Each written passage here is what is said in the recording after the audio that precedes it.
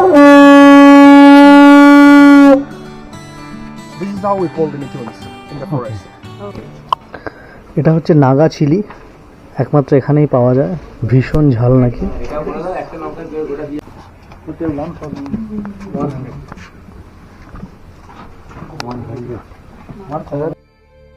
Khonoma village, and as you might have heard, this Khonoma village is the first green village in Asia. So the term green village here literally refers to our self-sustainable lifestyles, our sustainable agricultural system, and the natural habitat that we conserve here. Can you repeat again? Yes. And this village is mainly divided into 3 clans. So each called khels. So each khels, they have their own forts, their own morongs, and their own traditional gates. So without further So আমরা village tour start করছি। He is our guide. So this is Asia's first green village. Wow.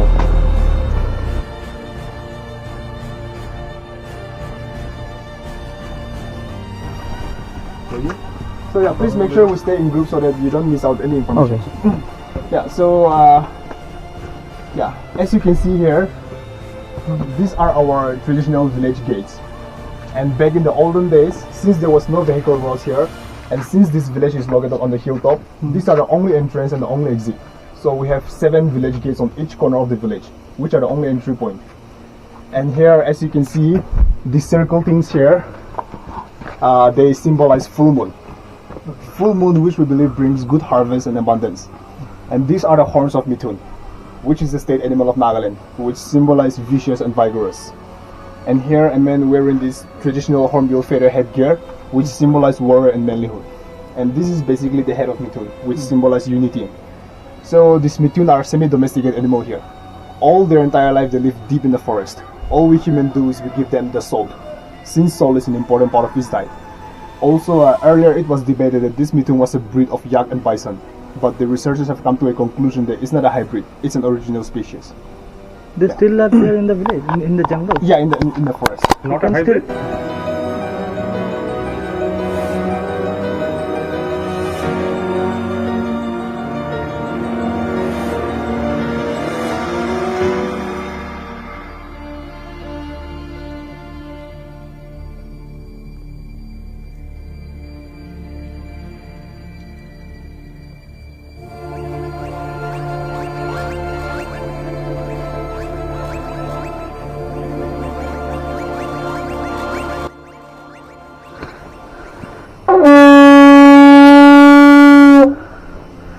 This is how we call the Mithuns in the forest. Oh. And they will respond to the sound of this horn. One second.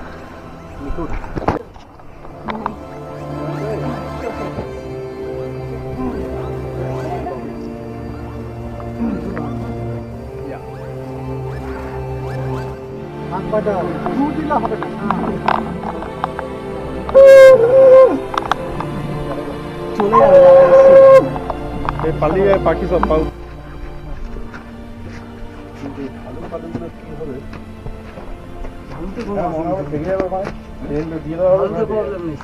So as you can see, the main crop grown in the paddy is rice. And after rice are being harvested, we cultivate lots of alternate cash crops like garlic, potatoes, basically like all kinds of vegetables. And yeah, the agricultural system that we practice here is that we keep the top part of the mountain intact. So we don't cultivate up there, no, we don't cut down the forest up there. And at the foothill, we practice the June cultivation or the shifting cultivation. And below that comes the step farming. So that is how the nutrients and minerals are evenly distributed throughout the land.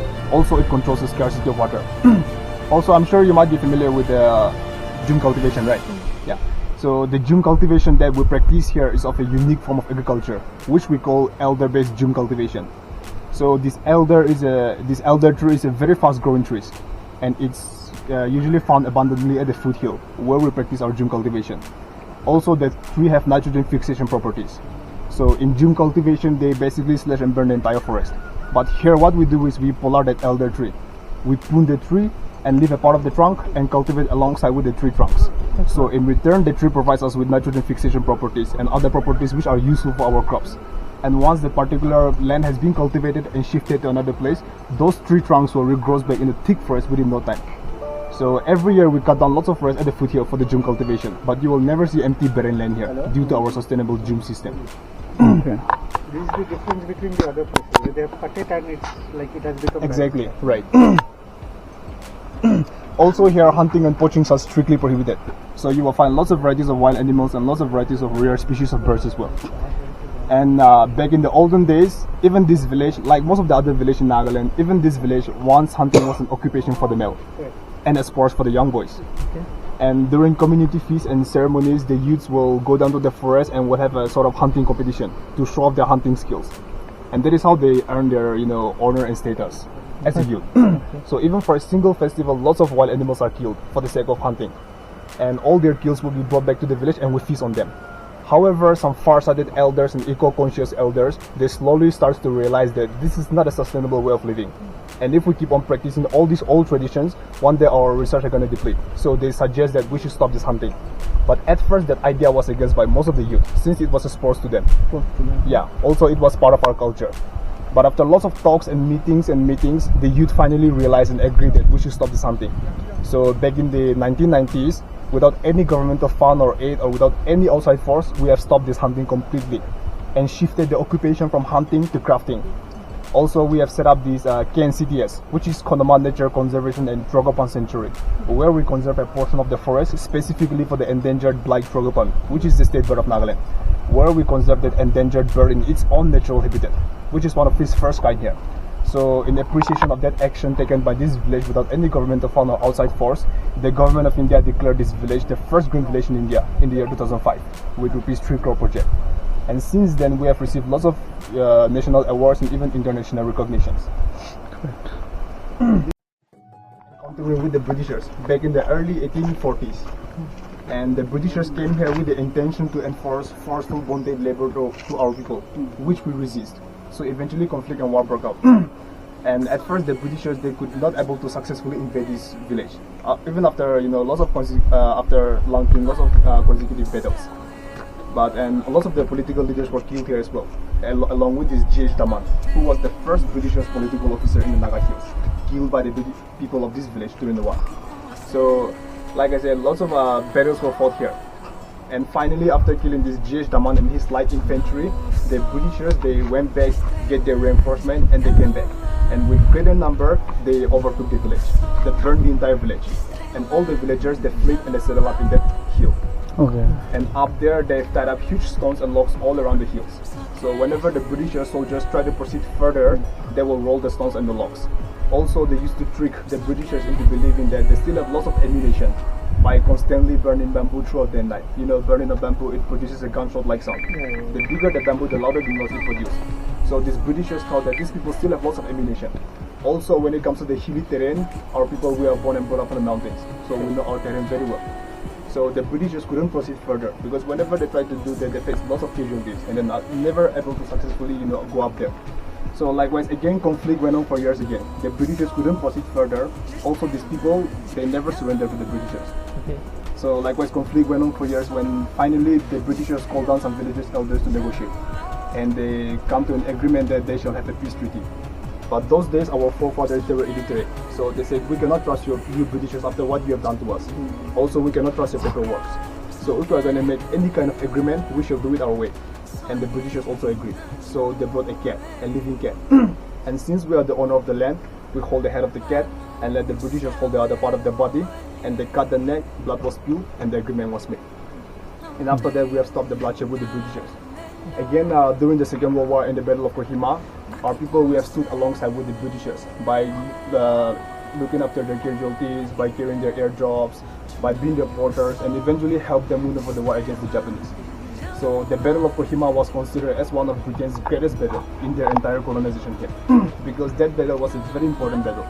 And without the help of the Nagas, the Britishers, they almost faced a very humiliating defeat against the Japanese.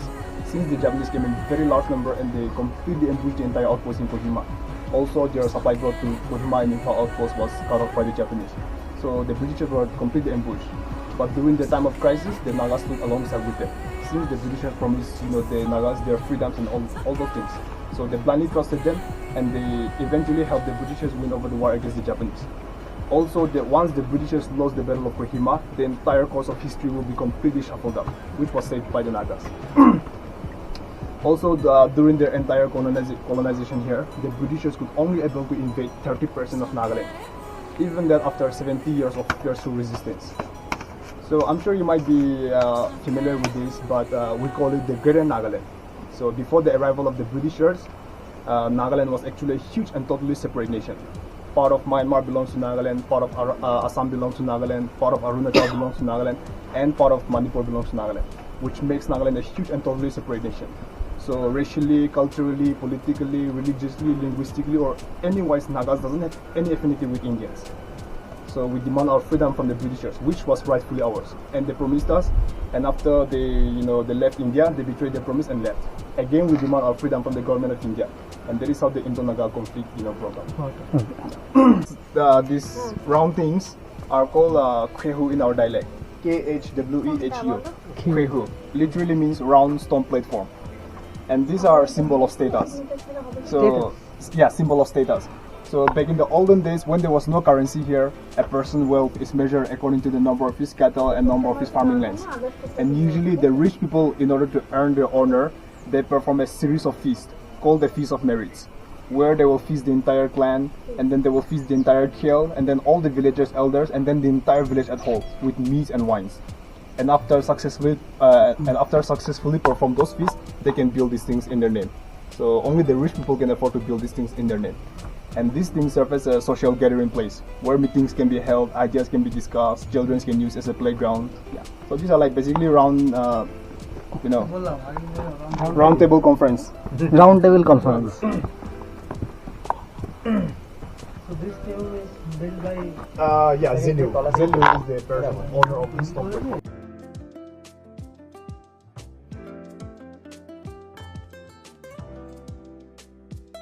Watchtowers back in the olden days. All the war plans and strategies were made here. Also, it provides shelter to the women and children during the war. But this village was burned down and demolished 3 times. Twice during the Anglo-Naga War and once during the Indo-Naga conflict.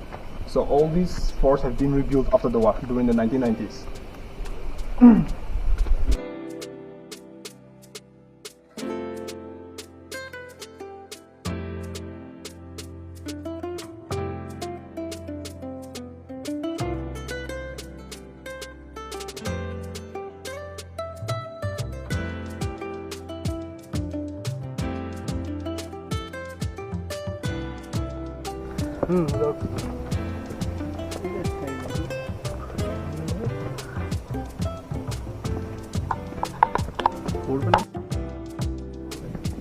All these are people place.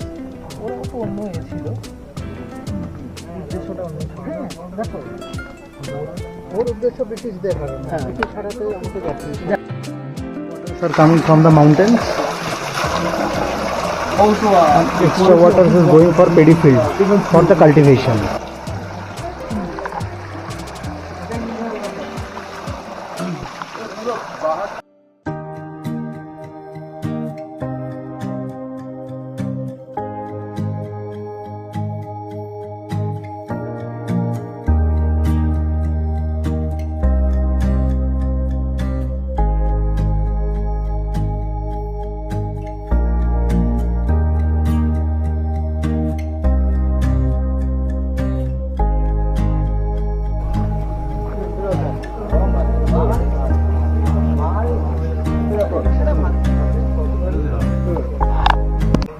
So as you can see here, this is the biggest stone platform here, and we call this platform Khwehu. Literally means the living stone platform.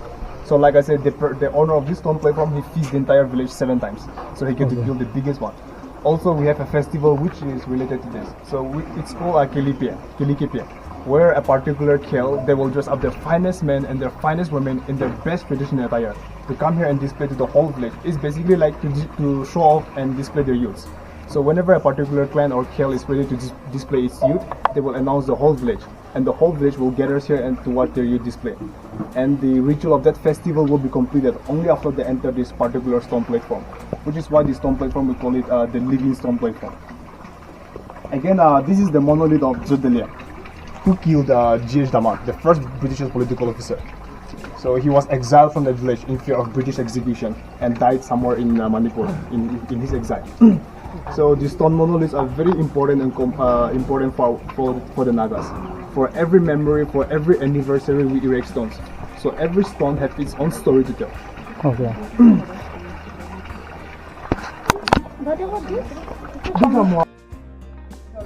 Muzzle-loading guns used in the war. Yes. They will put gunpowder, paper, ওইটার একটা idea হবে তুমি ক্যামেরাটা ভেতরে দিয়ে তারপরে করতে পারবে And these are still in operation. It's still working. So much big. Yeah. It's very heavy.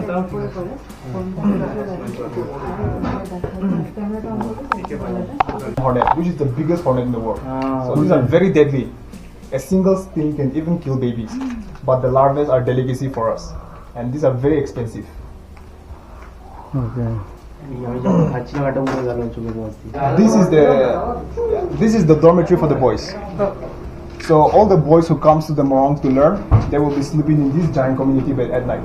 So they usually reside here in the morning and in the evening. During the day they can go help their parents in the farming land, but at night and in the morning they reside here. And an elder from the clan will teach the young boys everything. Yeah, and these are our traditional shield made from bear skin, bear hide, the Himalayan bear. And these are considered to be impenetrable, even by the sharpest of these spears.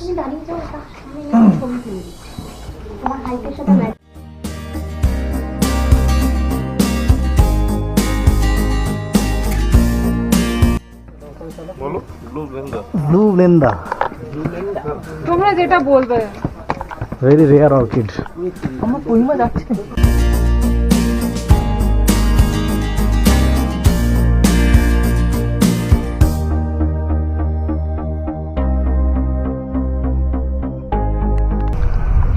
Another tourist spot, এটা হচ্ছে war Memorial, second world ওয়ারে বিশাল বড় Memorial করা আছে। তো আমরা এখন মেমোরিয়ালটা ঘুরে দেখব এবং সবার এখানে স্মৃতিসৌধ করা আছে। আমরা দেখাচ্ছি একটু, একটা 10 মিনিটের একটা ট্রিপ হবে। লোকাল সাইট সিনের মধ্যে এটা একটা অন্যতম। সেই সকাল থেকে ঘুরছি এই ওয়ার মেমোরিয়ালে এসে মনে হচ্ছে ভীষণ খিদে পেয়ে গেছে, তো লাঞ্চের একটা ব্যবস্থা করতে হবে। আর হ্যাঁ, আপনারা হয়তো ওয়েট করে আছেন কখন আমরা ট্রেকিং শুরু করব। অ্যাকচুয়ালি ইন্ডিয়ার এই ইস্টার্ন পার্টে আমি কখনো আসিনি, ফার্স্ট টাইম এসেছি, তাই একটু আমরা এক্সপ্লোর করে নিচ্ছি সিটিটাকে, আশেপাশটাকে। কালকে থেকে শুরু হবে আমাদের ট্রেক। ক্যাথিড্রাল চার্চের ঠিক পাশে হোয়াটস দ্য ফুড আছে, এখানে আমরা লাঞ্চটা করে নেব। যে what's the food, government of India building, and building is very nice, interior is Assam. Naga food পাওয়া যায় এখানে।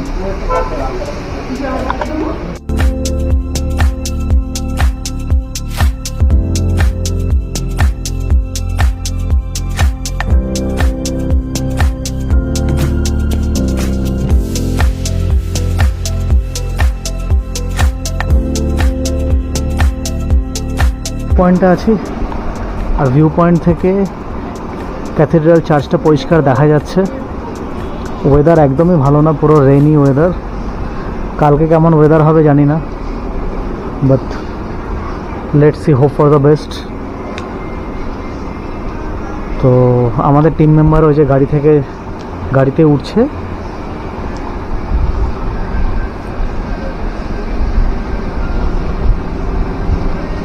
Very nice.